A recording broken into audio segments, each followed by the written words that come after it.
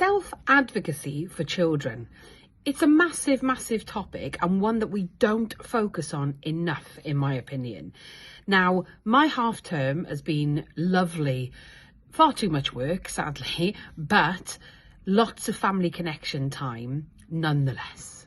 And one of the things that I've made my target over half term as a mother is to talk about self-advocacy with my children and teach them what it means and give them a voice. Well, they've got a voice. You've heard some of their voices. They're quite vocal. I don't need to teach them that they've got a voice. But it's about how to use that voice.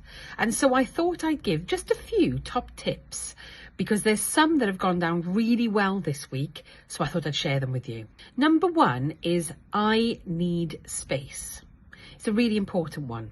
One of my kids is so good at understanding how unsafe feels for her, not just emotionally. She had a fantastic therapist who taught her all about how to feel it. So understanding how we feel unsafe, what danger actually feels like, training our children to understand this, it's absolutely vital.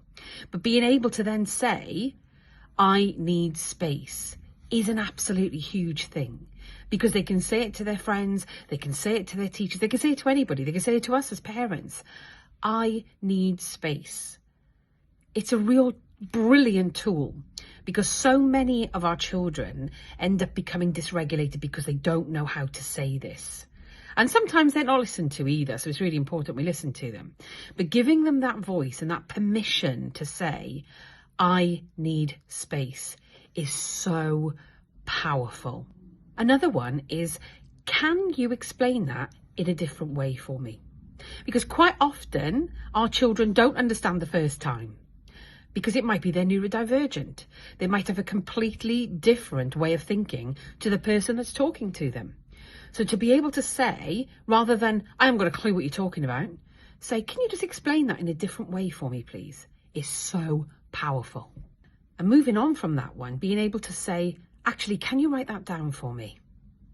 That is also powerful, particularly in school, because some of our children learn visually rather than auditory learning. So it's really important that they understand they have the right to ask, please, can I have that written down?